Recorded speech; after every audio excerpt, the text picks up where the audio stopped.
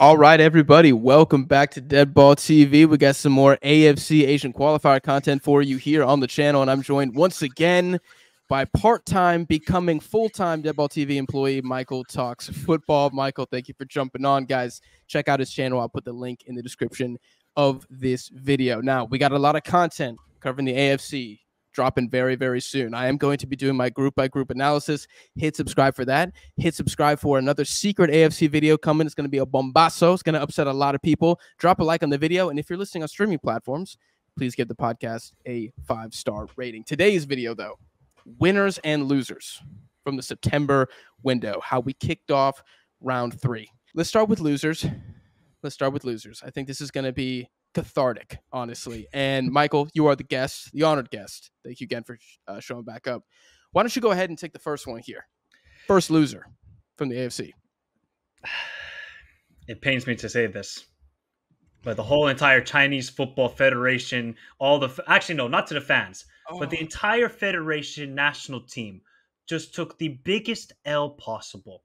It doesn't matter whether it's the attack, the non-existent midfield, the non-existent defending against Japan, the goalkeeper, all of it, Ivankovic, the manager. It was such a disgraceful window. I get it. China is not at the level of Japan, but not 7-0. I would expect that from Mongolia, not from China. Disgraceful. And it doesn't even get any worse than being 10-man up for 70 minutes against Saudi Arabia at home in the rain. Fans waited, I don't know how many hours to get into the stadium, and you're going to put up a performance like that? It was disgraceful. Yes. And I'm really sort of worried about this national team. I was already concerned about it heading into these qualifiers. I was like, I don't give them any chance of getting even the 3rd or 4th spot. I was like, what I saw in the previous round, you drew to Singapore away. You got lucky with Thailand because Thailand didn't know how to score against Singapore. I was like, you know what? I'll give you some little glimpse of hope and say, all right, show me what you got. And I saw nothing again. This national team, and I'm sorry to every Chinese football fan out there, you guys are very supportive of your national team. I will give you that. But the league, the national team, and now there's a match-fixing scandal of 36 players going on in Chinese football. It can't get any worse than this. I feel sad, but they took the biggest L possible. I mean, losing 7-0 to your biggest rivals, they pulled a Man United. Yes. Does it make it even worse that China's jerseys actually kind of go hard? Oh, the red one is fire. I actually might get that kit, you know. Is fire. How are you going to look that swagged out and get 0 points from this window? So basically, they're the Jamaica of AFC now. They have fire kits, but can't play football. I didn't want to say it. I didn't want to say it because the Jamaicans, I'm already on the no-fly list to Kingston. You might have just joined me. We might be on the no-fly list to Beijing, which is a damn shame. Top 3 cuisine in the world, but when we're talking football national teams, it is crazy. Guys, we just did a collab also on Michael's channel. I'll be sure to plug that in the description as well. I said it on there. I'll say it again. You look at the attacking talent on this Chinese team, and I'm tired of talking about Wu Lei. No offense to him, but he cannot be the beacon of hope going forward for this team. And I thought it was really concerning that Saudi Arabia looked better when they had 10 men. Like, they went down a man. China was forced to play ball. Michael, they were forced to actually pass. And Saudi Arabia, down a man, were able to take advantage of that. I know they eventually scored off a set piece, which, by the way, if you allow 2 goals from the same center back, you're already cursed. So you're finished and you're cursed. But Al-Dassari should have put this game away before then. Saudi Arabia had a couple chances to win this from open play with 10 men. China were honestly better off also getting a red card, so it could have been 10v10, and they could just continue parking the bus. Don't you find it very concerning that they can't even do the basics of football correctly? Like, they just know how to do set pieces. Like, it's an ice hockey team, and all they're good at is just playing on the power play. That's what China are. They're just a power play merchant team. They can only hope and pray they get a corner every time, or some set piece. All they do is just get it out wide, cross. Get it, the midfield. I can't name you one midfielder. And that's probably a good thing, because they would get crucified on this video for how poor they are. They get the ball, and they just look like, oh, what do we do with this? Like, it's like they don't have any concept of actually playing football. And that's the saddest part. Like, Mhm. when I was growing up, and I said this in my video as well, that China actually knew how to play good football and we're a very strong team. Like, they were a powerhouse of Asian Yes. football. They were Now, annoying. they were annoying. Now, you want to play them every time. It's like taking candy from a baby. They are so easy to play against. They might be actually the easiest team to play against in this round of AFC World Cup qualifiers. And we got Palestine, Kuwait, Kyrgyzstan in this round. But the easiest to play is China. Just tells you everything about this national team right now. 100%. China should not be the weakest team in round 3, and they are. Michael, let me tell you a disturbing stat. And maybe I'm extrapolating here. Japan versus China. Japan, 20 fouls committed. China, 9. 9 fouls committed. So not only were you getting teched, you were getting dunked on. You didn't even try to stop the bleeding. You didn't even say, all right, we're going full UFC mode, right? We're going how Mexico played Canada in the recent friendly. We're going for arm bars. We're going for dirty kicks. We're pulling Junya Ito's hair. You guys didn't even do that.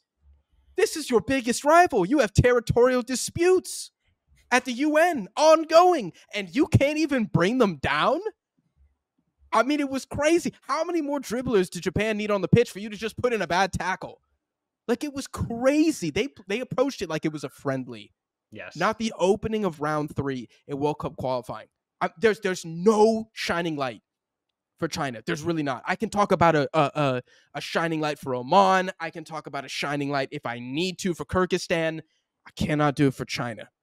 They are so finished, dude. Like, it's ridiculous. Now, shout out to their whoever designed their kits. Those are fire. Will, Michael, and I show up to the October version of this wearing dual Chinese national team. Oh, you know what? That was actually bad. It's such an anticlimactic thing. We just roasted them and we'll get their kits. We're supportive, guys. Don't worry. Dude. Yeah, bro. Come on. I mean, honestly, they are lucky that their player names are a little difficult for Westerners to pronounce, or they would be getting shredded in this video, dude. I'm going to pick up another loser here. And this one really bothers me, and that's Qatar, man. Qatar. Getting thumped by the UAE. I agree the game was 50-50, if not even leaning Qatar in the first half. But then in the second half, you get absolutely cooked by, I don't know who's Qatar's arch rival is, but I'm pretty sure it's the UAE, if I'm not mistaken. Yes, so we would say either them or Saudi Arabia. Or Saudi Arabia. Okay. So we just talked about China getting murdered by their arch rival. And now we're going on to the Middle East. We're going to West Asia for my loser. The same thing happened, except it was at home. It was at home where you just won the Asian Cup.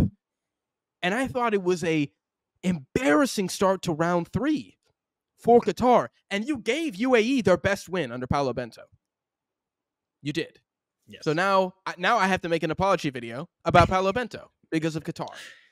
So that happens, and then North Korea away, and I gotta say I put a lot of respect on North Korea.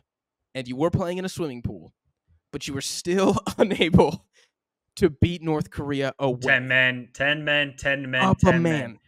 For 70 up minutes. A man. I mean, it's just up a man. I'm really worried with Qatar. Because one thing they were really good at in the Asian Cup was, okay, yeah, you could say the level of opponents they played against. They played an injury-plagued Uzbekistan in the quarterfinal. Defensively, they were good.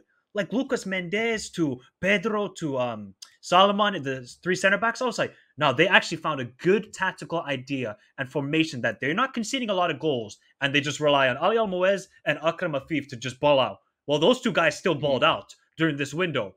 But the defense, I mean, that second goal they allowed for UAE, where the right back for the UAE, he did not even get touched.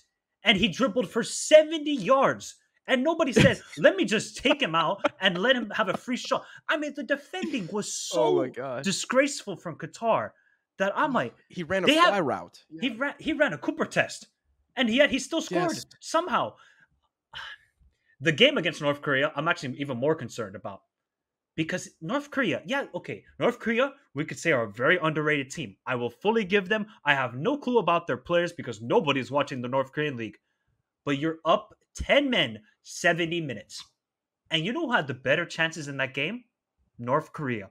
They had about North Korea. 3 good chances in that second half, North Korea, where they constantly went down Lucas Mendes' side, and they just abused that constantly, over and over again. They got cutback after cutback, and if it wasn't really for the field and the crazy conditions, we could be talking about Qatar having 0 points and conceding 5 goals this window. They conceded 5 goals the entire Asian Cup. I mean, disgraceful. I mean, Akram Afif, I'll give it to him. The guy is automatic. He might be the best penalty taker in the world. I'm actually going that crazy. Him, Ivan Toney, Akram Afif joins that. That's it. That's the only positive they can have from this window. I think they're in massive trouble. Because Qatar's aspirations after winning back-to-back Asian Cups, and of course hosting the World Cup, yes, it was a horrible World Cup. You have to qualify for this World Cup. There's no excuses. Have to. So starting like this, and you haven't even went away to Uzbekistan or away to Iran or even away to UAE.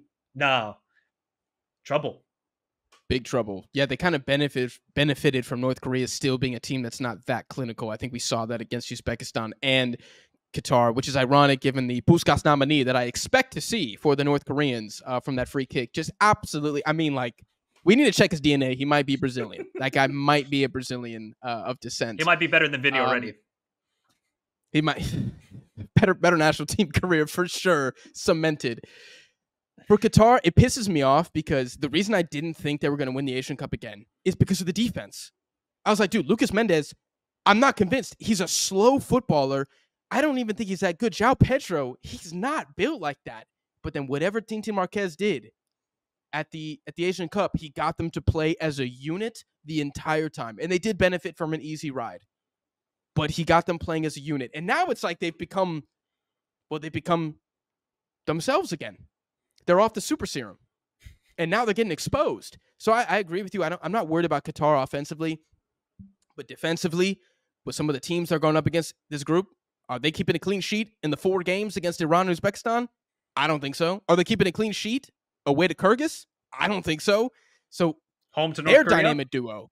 They're Kyrie Irving, Luka Doncic, Afif, and Ali. They got to be scoring 2 goals a game. So it's not really going to be that Qatar qualified to the World Cup. It's going to be Akram Afif and Ali Al-Moez. Just send those 2 players to the World Cup. That's it. The rest of them, they can stay at home. Yes, they can stay at home. Next loser, you want to take this one? Yes. I have to talk about this team because what they showed in these 2 games is nothing short of them. All of these players in this specific space of the field should all be deported immediately from their country. And that's Australia's attack. I mean, Yengi, I'm going to give some slack to Irakunda. Young player, first World Cup qualifying games, or second time around, excuse me. But I'll give him a slack here. Boyle, Mabil, that might be one of the worst cameos I've seen against Indonesia. My guy forgot how to cross a ball. He beat a man. Then he said, nope, I'm not going to cross here. I'll wait a second, and then I'll cross it to absolutely nobody.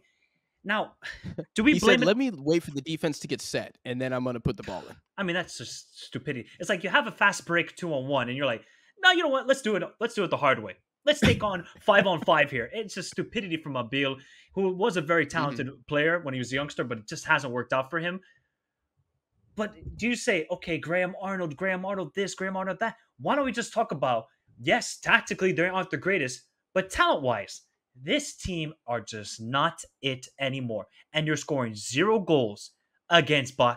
What chances did they have against Bahrain? Dude, they might have had 2 chances in 90 minutes against Bahrain. Granted, they did have some chances against Indonesia. Somebody, one of you guys has to step up. Then Yengi decides, oh, cool. Let's get a red card here for just being stupid in the game against Bahrain. The attack. I mean, for a national team where I saw in 2006 World Cup, Tim Cahill, Mark Viduka, I'm like, oh my God, Australia have by far the best attack in all of Asia. To now, I'm looking at guys like Yengi, Mabil, and I'm supposed to believe to myself that they're going to score more than 1 goal. Of course, it's in this team under Graham Arnold. Their DNA is, let's win 1-0. But remember, 8 months ago, 9 months ago, excuse me, they scored 4 against Indonesia, and now they can't even score 1. Disgraceful window from them. Disgraceful. Yeah. Let's play a quick game because I'm looking at it. You said the offense was awful, and now I'm thinking real quick off the dome here. Does Australia even have a top 10 offense? Let's go pot 1 teams. Japan, Iran, South Korea. Not a chance. No. Not a chance. No. Pot 2, Australia is pot 2. Qatar and Iraq. No. No. Pot 3s. Tell me if Australia have a better attack than these teams. Saudi Arabia, Uzbekistan, Jordan. I mean, Jordan, hell no. Uzbekistan, hell no. Maybe Saudi Arabia. Saudi Arabia, maybe. Pot 4 now, UAE. I think the UAE has a better attack. Okay, let's not get too reactionary. One game against Qatar is not going to change my mind about Paulo Bento UAE's attack. We do need to see more. But it's not, as long as Chow never plays again. Or Cow, I don't know how you pronounce his name. Yeah. Then I think Australia might be there, and then we get Oman, Bahrain, China. Oh, good lord! And then would you say North Korea have a better attack than Australia? Oh God. Can I say they have more tech? Because I actually think they do. Well, they definitely have more tech. They definitely have more tech. You know what? Combined North Korea, Australia 11 is looking interesting right now. So do you think it's more about the manager, Graham Arnold, tactically, or do you just think it's just lack of quality with these guys now? I'm gonna piss off some Aussies watching this. I'm gonna say it's 70% Graham Arnold. Between 70 and 60% Graham Arnold. 70? Dude, did you see? Hold on. Let me just pull up the stat because I'm actually curious what it was. I don't know. I'm trying to see how many corners Australia had against Indonesia. It had to have been quite a lot. How many corners do you think they had against Indonesia? From the first half, they had a lot of corners from what I remember. I'm going to go with, in the entire game, 8. 15. 15, my brother. This is what I'm talking about. Wait, I didn't hear that right. Did you say 15? I said 1-5. 1-5. That's all Indonesia did. After they realized, after the second Australian set piece, that there's no quality here, they were like, okay, well, every time they attack, we'll just kick it out for a corner. Just double team Suter and that's it. Yes.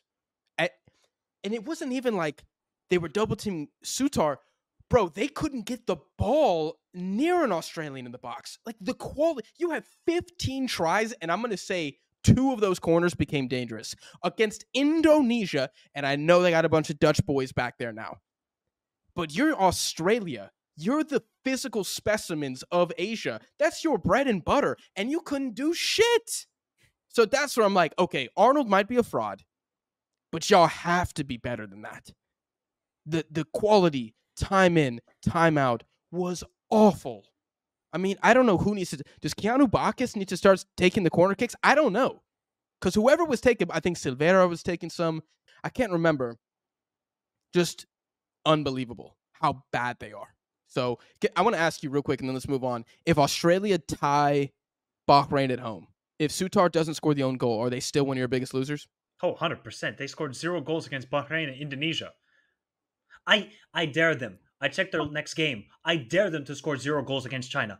Dare you, Graham Arnold in Australia. Do not draw 0-0 or lose 1-0 that game. Because if you do, they're going to deport all of their asses immediately. Oh, we're going live. We're going live. Emergency hangout. 30-minute rant. Emergency. Get Graham Arnold out. Oh, we're going to be saying some horrible things on that stream. Australia, massive loser, dude. Massive loser. Next one for me. I wanted to signal out a player rather than a team. And I'm going Salem Al-Dasari as a loser here. Big loser. Like, man, it doesn't feel good. It doesn't feel good because my brother's been one of the top ballers in Asia for a long time. Was definitely European quality for a long time. Underrated. Banger at the World Cup against Argentina. But he's 33 now. I still think he's been important for Saudi Arabia when we talk about chance creation, but the finishing, dude. The finishing. I mean, this man alone could have taken this as a near disaster window for Saudi Arabia to just another window. Oh, yeah, they picked up 6 points. And he didn't because of the penalty miss against Indonesia, his open play misses against Indonesia, his misses against China. I mean, it's not unfair to say he could have had 3 goals in this window. Yep. I would say three goals. How many goals do you think he's had since the World Cup in competitive games? Not counting friendlies, just competitive games. How many goals does he have for the national team?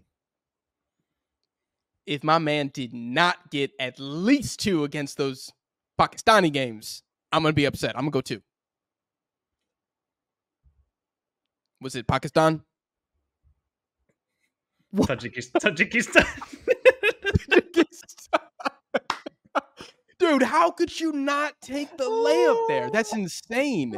Tajiks had a good defense, too. Yeah, that's crazy. They do. Look. I don't remember that goal. I take back that. everything I said. No, that's still inexcusable for Al Dasari. No, he's got one goal since the World Cup. He's still living off the goal against Argentina, the game-winning goal. He's still living off of, and he scored against. I think he scored against Mexico, if I'm not mistaken. I think he scored against Mexico. But yeah, he did. Overall, this window, I'm not even like mad about him with the Indonesia game, but the China game. I mean, when you need to step up for your national team, 10 men, and it took a center back to save your ass and to save Mancini's ass. Like, that's where we kind of talked about on my video. Like, I don't even really blame Mancini for this window. I'm blaming the players.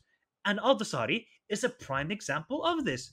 33 years old. He's wasting his time with this national team, and this national team are wasting.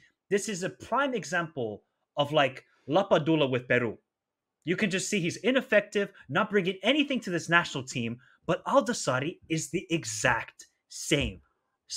Somebody, there has to be some player out there. Some player out there. I know Ferraz is not a baller like I thought he would. I mean, the guy just scores against Pakistan. That's it. But Al Dasari, those misses against China could have really costed this team. If Saudi Arabia come out with 2 points in the first 2 games against Indonesia and China, all of those players are going to get slaughtered by the media. And so will Mancini. He might have lost his job. So, yeah, it's a terrible window for Al Dasari. He used to be a baller, but I think the lack of minutes club-wise is now really affecting his international performances. And he's come out and said that. By the way, I love the Lapadula comparison. If you're Mancini, do you drop Al Dasari? For who? Dude, I mean, just give somebody else a chance. I don't even know. Do you even switch formation? Do you just go 4-4-2, 2 big men up top? Al Burakan and I can't remember the other guy who scored against Korea at the Asian Cup. I think he's kind of a young guy. His name begins with a G. I can't remember. Where does Garib play? Can he play left wing? Throw Garib out there. Yeah, Garib can play like left wing cam, but I would feel like he's more effective as a cam, like he did against Bahrain at the Asian Cup.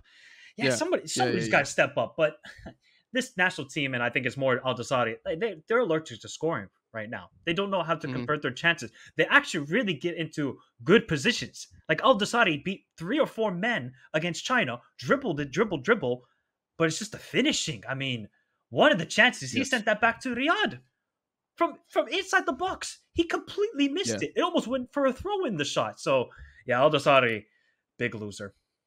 Yeah, he's not useless, but he had 11 shots this window, 2 on target. It's like... Oh, that conversion rate. Oh, brother, you're 33. 33, bro. You got to be better than that. Yeah, it's not. It's really not. For the sake of time, let's go ahead and take it to winners.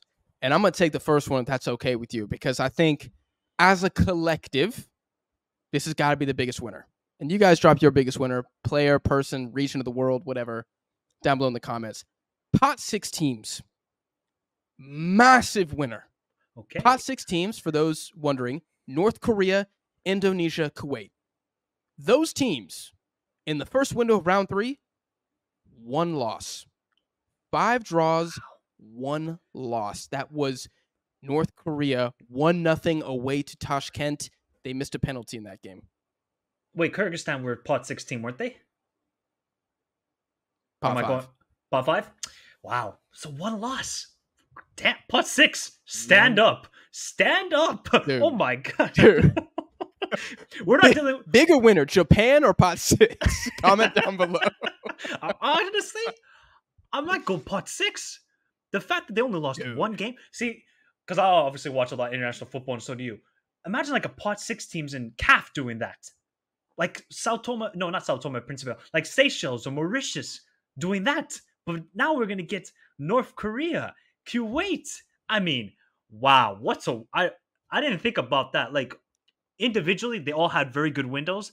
But as a collective, they said, no, we're going to put some respect on some pot 6 teams. And North Korea, for me, though, are the biggest surprise. I'm just so impressed by how they played the football. Kuwait, you could kind of say it was a little bit lucky, but getting 2 points against Jordan and Iraq is great. But North Korea, take a bow. For the performances against Uzbekistan and Qatar, the golazos, impressive. You know what's the difference between Kuwait and North Korea is that with Kuwait, I would characterize their window as lucky. I do think they got fortunate. That's not any hate. I just think when you look at the situation, what happened, the early red card, no Ayman Hussein against Iraq, and then the just inexcusable penalty by Al Arab in the Jordan game. Congratulations to Kuwait. You got the 2 points. Nobody can take that away from you, but luck certainly played a part. You look at North Korea, you can make the argument they were unlucky. They were unlucky to not get a draw in Tashkent. Now, the Qatar game, did they get unlucky? I mean, they had a red card. I'm not sure if you would call that unlucky. I think it was a fair decision by the referee. But it was truly merit, I guess is what I'm trying to say, for North Korea, as opposed to the other pot 6 teams. I think Indonesia, look, all of them performed very well, especially given expectations.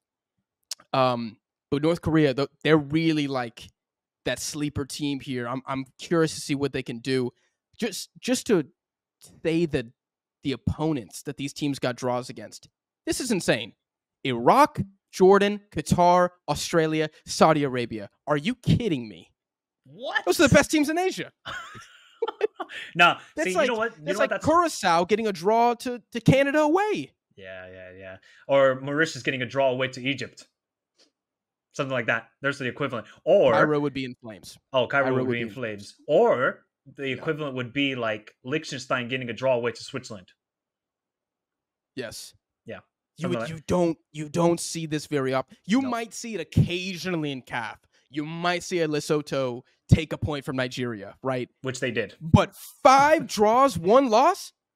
Dude, that's insane return from pot 6. So do you think shout out to all y'all. So is that more of an indication that the playing field in Asia is just narrowing and narrowing? And we've seen this now for the last couple of years, I would say, that all the small teams, they're now believing. Whereas I would say back in the day, Kuwait, they go away to Jordan, 2-0. Indonesia, they go away to Saudi Arabia, we'll lose 4-0. North Korea, they've always kind of been a sleeper team in Asia, so I can't really count them as a minnow. But the other two, I'm like, and Kuwait back in the day, like 30, 40 years ago when dinosaurs were around, that's when Kuwait were good. But like Indonesia, getting draws against Saudi Arabia and Australia. Imagine telling that to an Indonesian 5 years ago when they were dealing with all sorts of trouble with the federation and the league and the national team not really having quality. But now they're getting draws against powerhouses of Asian football. Mm-hmm. I think that's just more of an indication that the playing field is just getting more and more competitive in Asia. And I love it because then we get to see really high quality football games. I think it's a combination of the floor of Asia elevating and also these teams, these smaller teams in Asia, taking advantage of the fact that a lot of the giants are down bad right now in Asia. There's a lot of uncertainty. Everybody hates their manager except for Japan. Everybody seems to not have an identity. There's problems with the federations except for Japan. And these big teams don't have the quality gap anymore to win in spite of that. Now they're dropping points. It's beautiful to see. It's beautiful to see. All right, let's keep the you want to take a winner here? Yeah, I was going to say let's keep the positive vibes going. Japan. I'm not even going to talk about the defense, but that attack. I mean, dear Lord Jesus Christ. 12 goals in 2 games. 12. I put this on my community post. Who had the best window? Japan won easily. Ahead of Bolivia, ahead of Georgia, and ahead of Egypt. Everybody said Japan. Because they scored 7 goals against their biggest rival. They scored 5 goals away to Bahrain. giving Bahrain their second worst defeat in World Cup qualifying history. And I think it's their worst defeat at home ever. And Japan just Probably did is. that. And it is. And Japan just did that. I mean, Moriyasu, when I saw the lineup against China, I said, oh no, this guy wants to end social credit score right now. He wants to just humiliate them so badly and just get Yes. 7 goals. Ritsu Doyan, Minamino cooking, Toma cooking, Morita getting goals. Every player, like the defense had nothing to do. Maybe they had a little scare against Bahrain, but every attack, it just seemed like they were going to create a chance or they're going to score a goal. Now, the only thing they need is Ueda to really step up. I think he's a quality player. I really like him at Feyenoord. Yes. If he can turn into that prolific goal scorer, that's something missing in this team that's plagued them in the World Cups every time in the round of 16. If they can get him cooking, I mean, this attack might be top 5 in international football when it's all clicking together. Yeah, I went crazy, people. No, I agree. I mean, Deschamps in France, they're dreaming about this attack right now. They're wishing that Junya Ito was a French citizen instead of Japanese. But I'm pretty sure came off the bench against China, got a goal and 2 assists or something ridiculous. I mean, it's like Moriyasu literally, he cannot put all his best players on the pitch at the same time. There's too many good ones. But he's trying to with this formation as well. He's He got is. Riso Doyan and Mitoma as fullbacks. I mean, crazy. I know. And I'm glad that I'm glad they switched to this back 3 formation. And I was actually very encouraged by the distribution of, Itakura, Taniguchi, and Machida in these games. I felt like look at their long ball and like passing accuracy in these games, dude. It's insane. It's like 75%, 90%, just ridiculous. Like when they're playing like this, when they have an opponent pinned back, I don't care who it is, who's parking the bus, who manufactured the bus, if it's an armored bus, bulletproof bus. This Japanese national team has the keys. They're going to get inside. When I saw the China 7-0, I said, okay, I can chalk this up to China being finished, like dissolve the team. But 5-0 away to Bahrain. They'd never won in Rifa in their history. Never won. And you make the Bahrainis eat 5 after what they did to Australia away? I said, this might be different this time around. So I think massive window from the Japanese. Crazy stat here. How many goals do you think Japan scored in round 3 of World Cup qualifying in 2022? In the entire round 3? They didn't score any against Saudi Arabia away. I don't think they scored away to Australia. They lost to Oman at home. I'm going to say they scored like 11 goals in the entire round. Very close. They scored 12. And they already matched it. How many goals do they have after 2 games? 12 goals. They have already equaled their goal scoring record from all 10 games in round 3 in 2022 in 2 matches. Nah, they're crazy. They're on smoke right now. They want all the smoke. Yes. They've opened the Renegon. They've gone Do you think we're overreacting though a little bit because it is China and China are horrible? And okay, Bahrain, I think scoring 5 goals against them is crazy. If they scored 3, yeah, you could accept it. But do you think maybe we're overreacting a little bit, saying, this is fantastic, they solved the puzzle? Or do you think they really now Moriyasu has found the golden formation and tactical setup? I think there is an overreaction here, and that's why I'm glad you brought that up, because I had one caveat: fairly easy games. And I think that is the argument against Japan having the best window of the Asian teams. Like, you could argue Kuwait had a better window. Jordan away, Iraq at home. Yeah. And they didn't lose. Indonesia, you can make a similar argument. Japan is because of the obliteration. But I think people are more shocked by this. Like, this blew up also on Twitter because it's Japan versus China, dude. Like, come on. It's the oldest rivalry in the world. And they got humiliated. I mean, Moriyasu pretty much launched an amphibious invasion of Chinese territory with this result. Like, it was crazy. But if you've been watching for a while, they put 5 past Syria, Desert Turtles. Now they put 5 past Bahrain, Desert Turtles. They're beating Mongolia 14-0 in the last round of cycle. Like, they've been doing this. I think before we say Moriyasu's figured it out, if they beat Saudi Arabia 4-0, it's over. It's actually over. Because their next 2 games, Japan, in October, is Australia away and Saudi Arabia at home. How many goals are we saying they're scoring in that window? I'm going to say 6. I think they get 3 in both. 6 against those 2 opponents. Wow. If they score 3 against Australia away, no, I don't want to play this team. Oh, it's Australia away? Oh, they're both away? Abdul Hamid and the Gold Coast? Sorry, Australia's at home. Sorry, yeah. Oh, still, okay. I was like, three at home against Australia would be crazy. I mean, they just made history twice in 2 different games in this window. True. Okay, maybe I'm tripping a little bit. The Abdul Hamid, dude, if they get 3 there, they won't. They won't get 3. They'll get 2. I think they get 2 away. They get 2 away. But the Saudis, they get up for Japan too. Yes, exactly. That's what I always think. They somehow they might be garbage. Mancini might be a fraud, but they will find the energy to knock out Japan in that game. They'll find a way. Yeah. I always see it. Saudi Arabia, maybe they just play down to their opponents. They'll play up to their opponents.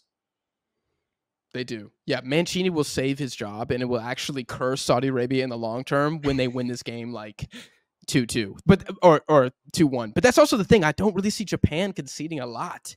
No, I think they've really found the perfect formation with this new system that they got. I have one more. We'll have winner. to wait. Yeah, we'll have to wait. Yeah, go. Yeah, we'll have to wait. Yeah. One more winner I got. Indonesia really upgraded. I mean, this is like eating a McDonald's fries. You've been trying the Burger King fries. It's garbage. It's not really the greatest. The crisp isn't there. Then you go to the McDonald's fries. Warm, crisp. You taste the potato. And that is now Martin Pais for Indonesia. I did warn you and say he is a good goalkeeper. But even I am shocked at how well he performed. Yes, he gave up the penalty against Saudi Arabia. He said, cool, let me have my Kodak moment like I'm in the NBA and save this penalty and save. He made, I think, 2 amazing saves against Australia. There was the point blank chance. I can't remember which Australian player had. It was like 6 yards out and he saved it. This is what Indonesia needed. Their goalkeeper, I can't remember his name. I think it's Hernando or something like that. Their backup goalkeeper who's been starting at the Asian Cup. Trash. Yes. But you see, once they get a competent goalkeeper, somebody who has confidence in himself, it feeds into the defenders. And now that defense conceded 1 goal against Saudi Arabia and Australia. If Martin Pais can keep this up, that might be the best sort of transfer, if you want to say, Indonesia have done with this new team, because he is a fantastic goalkeeper. For Asian level, maybe we can see if they qualify to the World Cup in the future, how well he will do. But for Asian footy, Martin Pais is that guy. Dude, I love that you said that. I went with Aldasari as my player loser. I didn't go Indonesia as a winner. I went Martin Pais as my winner because he literally said, I am the main character in this story. Yes. Concedes a penalty, says, bet, I got this. Saves it. He probably had 4 amazing saves this window. I'd go 2 Saudi Arabia, probably 2 Australia.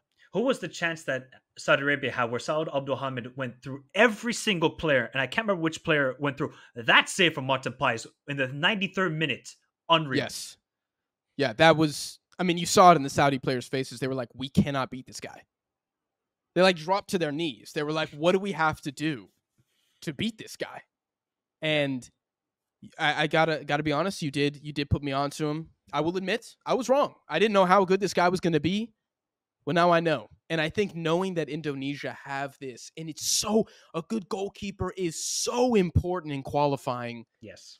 That I don't see Indonesia giving up those cheap BS goals that they used to give up anymore. So now they just the low block is already looking pretty solid. Now they have a good goalkeeper behind that. I still think it's going to be very hard for Indonesia to beat teams. But beating them just got a lot harder. I don't know how many L's they take now. Because remember the game at home against Iraq? How did they concede the second goal they gave up?